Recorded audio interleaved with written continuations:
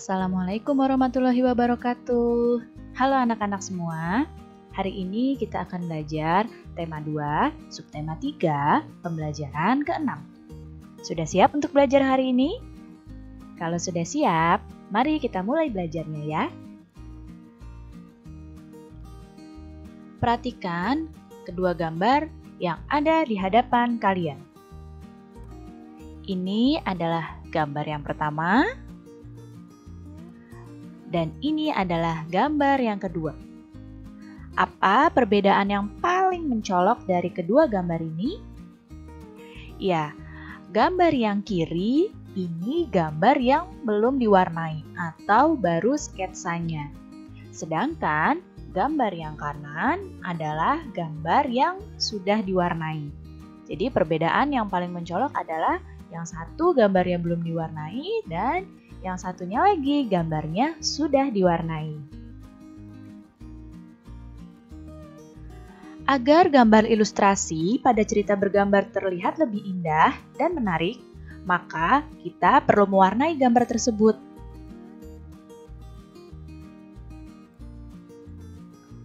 Teknik mewarnai gambar itu terbagi menjadi dua jenis.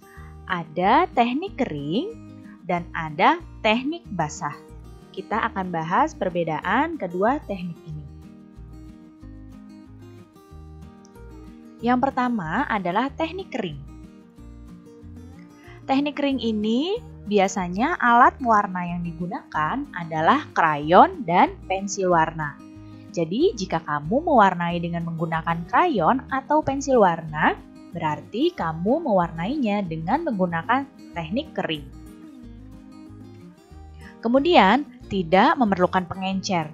Jadi, ketika kamu menggunakan krayon dan pensil warna, kamu bisa langsung menggunakan kedua alat mewarnai tersebut tanpa perlu digabung lagi dengan air atau minyak. Jadi, langsung dipakai sudah bisa. Tidak memerlukan pengencer. Dan selanjutnya, gambar langsung dibuat di kertas dengan membuat sketsa terlebih dahulu. Nah, gambarnya bisa langsung dibuat di kertas gambar biasa, ya, dengan membuat sketsa menggunakan pensil. Jadi ini adalah mewarnai gambar dengan teknik kering. Nah, lihat di sini, teknik kering, alat mewarnainya yang digunakan adalah pensil warna dan krayon. Serta kertas yang digunakan bisa kertas biasa. Nah, ini adalah contoh mewarnai teknik kering menggunakan pensil warna. Ya, dan ini adalah teknik mewarnai kering dengan menggunakan krayon. Jadi, ketika kamu mewarnai menggunakan pensil warna dan krayon, berarti kamu mewarnai dengan teknik kering. Selanjutnya adalah teknik basah. Nah, kalau teknik basah itu mewarnainya menggunakan cat air atau cat minyak. Ya. Kemudian, dengan teknik basah itu membutuhkan pengencer. Biasanya pengencernya berupa air atau minyak. Untuk apa air atau minyak ini? Air itu digunakan untuk pengencer pada cat air. Sedangkan minyak digunakan pada pengencer untuk menggunakan cat minyak. Jadi harus pakai pengencer biar warnanya menjadi lebih bagus. Dan gambar yang dibuat pada kertas yang lebih tebal atau menggunakan kanvas. Di sini ketika menggunakan cat air, itu kertasnya harus lebih tebal dibanding kertas biasa. Karena di dalam cat air itu pewarnanya menggunakan ada kandungan airnya. Jadi jika menggunakan kertas biasa, mungkin kertasnya akan cepat basah. Makanya dibutuhkan kertas yang lebih tebal. Sedangkan pada cat minyak, biasanya menggambarnya menggunakan kanvas. Nah, perhatikan di sini dengan menggunakan teknik basah, ini biasanya ketika menggunakan teknik basah, kamu akan membutuhkan palet. Ya, jadi palet ini adalah tempat untuk menaruh cat airnya yang dicampur dengan air atau cat minyak yang dicampur dengan minyak. Jadi kamu akan membutuhkan palet, kemudian alat mewarnainya menggunakan kuas. Ya, jadi alat mewarnainya ini kuas dengan cat air atau cat minyak. Kertasnya juga kertas yang lebih tebal atau menggunakan kanvas. Nah, ini adalah contoh pewarnaan teknik basah menggunakan cat air. Nah, seperti ini ya. Dan ini adalah contoh pewarnaan teknik basah menggunakan cat minyak. Nah, ini pada kanvas nih cat minyaknya ya.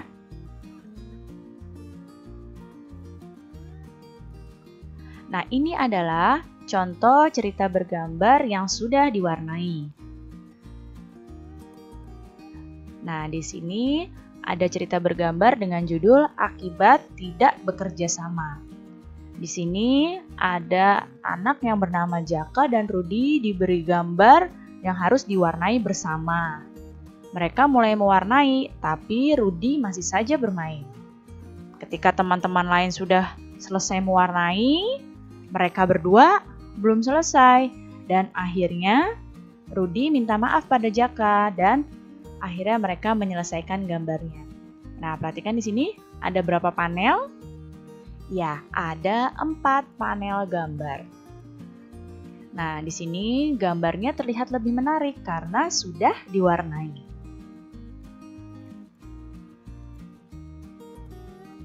Cerita bergambar tadi yang baru saja ditampilkan itu menceritakan tentang sikap bertanggung jawab atas tugas yang diberikan. Segala tingkah laku serta perbuatan yang kita lakukan harus dipertanggungjawabkan. Tanggung jawab sendiri merupakan perwujudan kesadaran dalam melaksanakan kewajiban. Nah, di mana saja sih pelaksanaan tanggung jawab itu bisa kita lakukan? Kita harus melakukan tanggung jawab itu, melaksanakan tanggung jawab dimanapun kita berada, baik di rumah, di sekolah, maupun di masyarakat. Jadi dimanapun kita berada, kita harus melaksanakan kewajiban kita dengan penuh tanggung jawab. Nah, perhatikan di sini, ini adalah contoh tanggung jawab di rumah. Yang pertama, contoh tanggung jawab di rumah adalah membantu pekerjaan rumah orang tua. Kemudian, ikut menjaga kebersihan dan kerapian rumah. Dan contoh tanggung jawab di rumah adalah melaksanakan aturan yang telah dibuat di rumah dengan baik. Nah, ini ada contohnya ya. Di sini ada keluarga yang sedang bekerja sama dengan tanggung jawab untuk membersihkan rumah. Dan di sini ada anak yang gambar yang kedua, mereka membantu ibunya memasak. Ini adalah contoh tanggung jawab di rumah. Kemudian, contoh tanggung jawab di sekolah. Yang pertama, contoh tanggung jawab di sekolah adalah ikut menjaga kebersihan lingkungan sekolah. Kemudian, ikut membantu menciptakan suasana belajar yang nyaman dan melaksanakan semua peraturan di sekolah dengan baik. Nah, ini contohnya ya. Membersihkan ruangan kelas bersama-sama dan menjaga kebersihan lingkungan sekolah. Kemudian, ketika belajarnya dengan tertib seperti ini. Nanti ketika sudah belajar normal lagi di sekolah, kamu harus melaksanakan tanggung jawab ini di sekolah ya. Dan selanjutnya tanggung jawab di masyarakat. Di sini contohnya ada ikut menjaga kebersihan lingkungan.